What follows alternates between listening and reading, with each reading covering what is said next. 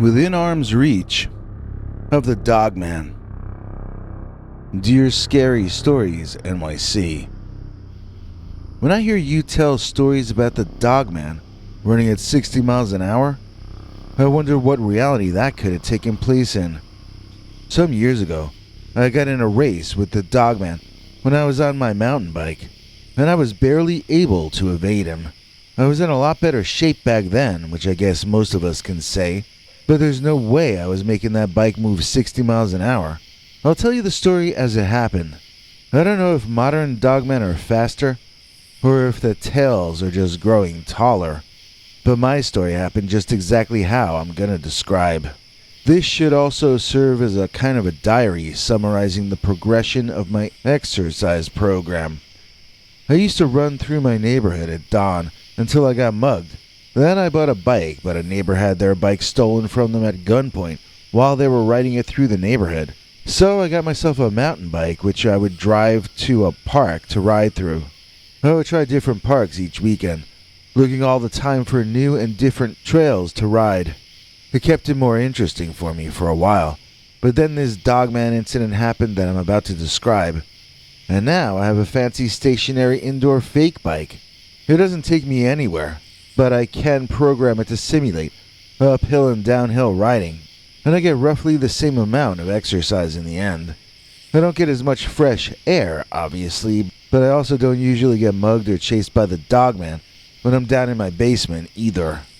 So in the morning when all this was about to happen, I drove very early up to the Merrill Trail, located off of the Belmont Bypass in Belmont, Michigan. That was my first time there, and I have to say, I was greeted with a sense of foreboding. There's this giant thing that looks like a punching bag there. I guess it's a water tower. And there's some kind of immense radio tower that probably prevented me from ever having children. I had seen a photo of the trail online, and it was a picture of trees. This looked more like a playfield for radioactive giants.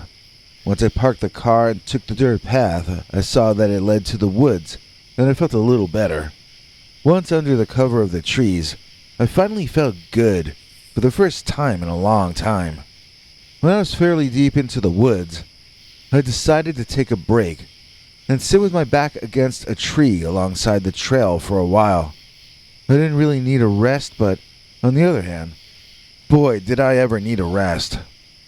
Now, I did get relaxed, but I have no memories of falling asleep.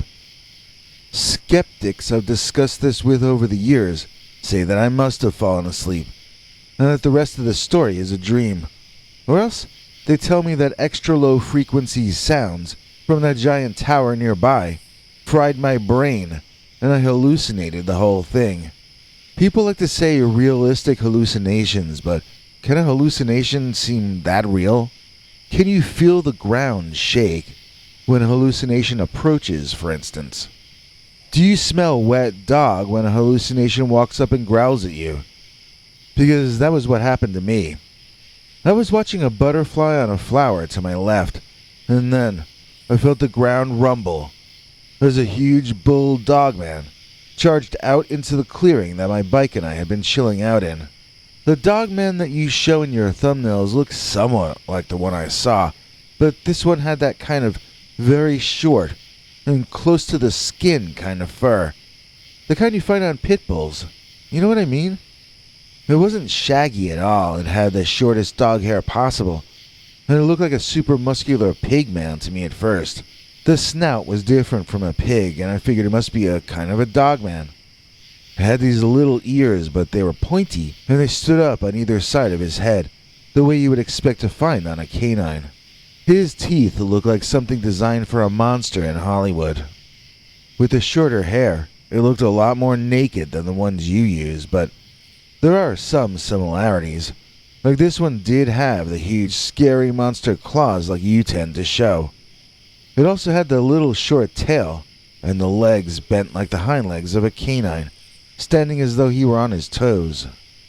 Speaking of being on your toes, my memory tells me that I stood up slowly, but in one movement, succeeding in getting to a standing position without alarming the Dogman. Even though I was standing up, I still had to glance upward to see that thing. I was trying to avoid eye contact at that point, which made it harder to judge the height. I'm 6'2", and I was looking up to see him at a 20 or 25 foot distance, so how tall was he? 7 feet? 8? Taller? I'm not even going to tell you my estimate because even I laugh at my estimate. Nothing's that tall. So I remember moving stealthily, like a ninja, as I slid slowly sideways in the direction of my escape vehicle, aka my bike. Probably I was acting all nervous and spazzed out, like a Jerry Lewis or Don Knotts character in an old movie. But thankfully, my memory likes me to be the hero of the story. I was so scared in that moment, though. There was nothing between me and that monster except air, and there wasn't all that much of that. I know I did the best bike mount I ever did, because I remember sliding my left foot onto that left pedal, lifting my right leg up, and landing on my bike seat, all in one forward movement, which also pushed the bike, even as I kicked the stand up. The first part of my journey was a bit downhill, so I was able to get rolling immediately. Balance was a bigger issue, as I wobbled from side to side, almost tipping over in more directions than should have been possible. It required all my attention and all my remarkable athletic prowess, such as it was, to get the bike going straight. Once I had achieved this, I felt like mission accomplished, like I was parachuting in more than riding my bike back to my car. But to my great surprise, and probably yours too, I had declared victory too soon. That same kind of shaking of the ground that I had experienced back there earlier when I was resting, well, it was happening again.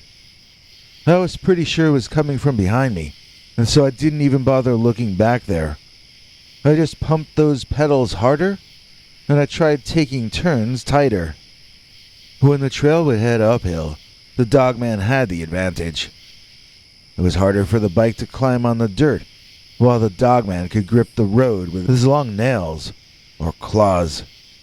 Going downhill was where I had something of an advantage because the Dogman had to slow himself down to not lose his footing, while I just flew down those parts. At one point, the Dogman had caught up close enough to me that I could feel his hot breath on my neck. At that point, I lost my cool, and I began to panic. I was getting very tired, and my muscles were really aching. My side ached, too. It was a bad situation, and I felt like I was going to crash out. I'd never been good at racing games, even as a kid, but in that moment, I found all my attention was quite heightened. If that Dogman didn't catch me and tear me apart, I might slam into a tree and take myself out. I was fully aware of this, and it isn't like I wasn't scared. I was just sort of super scared, if you know what I mean. Sometimes you can get so scared that you channel all your emotional energy into focusing on surviving the situation. You don't become unemotional like Mr. Spock back in the 60s. You're even more emotional than usual. But you're using that fervor to do whatever needs to be done in that moment. It sounds like a contradiction, but it isn't. It's not an invention of mine. I just lucked into it on that day. It allowed me to stay alive a little while longer. And as it turned out, that was all that needed to happen. My father once told me that there are some baseball games that you win with a grand slam in the bottom of the 11th, and there are other games you win by scoring off a fielder's choice and then holding the lead. Sometimes you do something dramatic to save the day, and other times you just get lucky that the path had more downhill in it than uphill, and you're able to outlast your inevitable doom just long enough.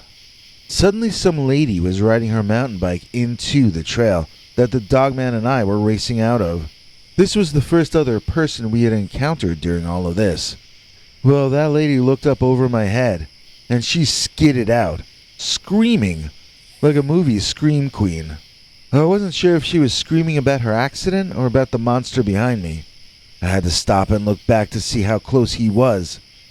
But I was surprised to find he had already split the scene. I was still shaking all over, and I really wanted to get the heck out of there, but I knew I needed to help that woman and see if she needed first aid or anything like that. I went over and helped the lady out, and I asked her if she was injured.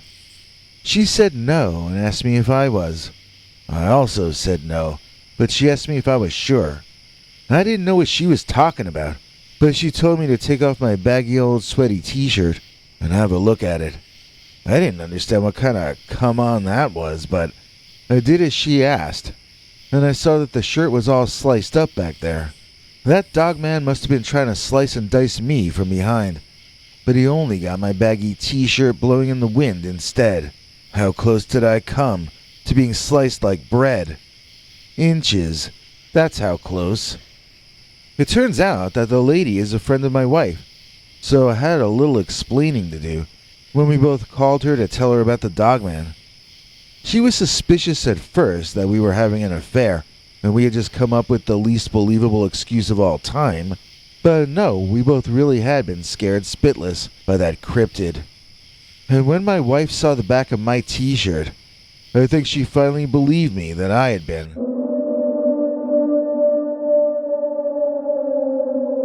within arm's reach of the Dogman.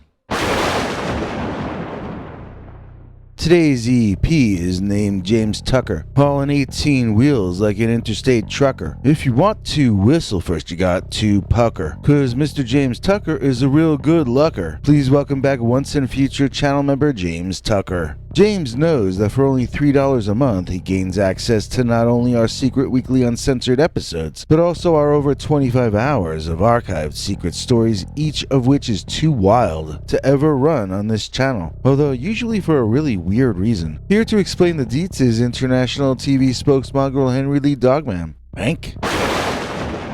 Thanks, Biggie. And thanks to all of you for watching this far. If you liked it, please click like. If you'd like to see more of our work, please subscribe. And also click that bell icon if you'd like to be notified when we put out a new episode. To become an executive producer, you can donate to us through the thanks button under each of our videos or through our paypal.me/PeterBernard209 page. To receive cool perks like secret uncensored Dogman episodes far too wild to ever run on this channel, you can become a YouTube channel member by clicking the join button. Or join our PayPal subscribers club at peterbernard.com. Joining either at the $3 a month level or above gets you access to our over 25 hours of secret uncensored Dogman stories available nowhere else. Do you have a scary story about Dogman or some other kind of high strangeness that happened to you? Let us know by emailing us at scarystoriesnyc@gmail.com or by leaving us a voicemail message at 804-LA-SCARY. You may need to call back on that one. It cuts off after I think 3 minutes. And if you don't want to do any of that stuff, thank you for simply watching to the end. Good night, and have a scary tomorrow.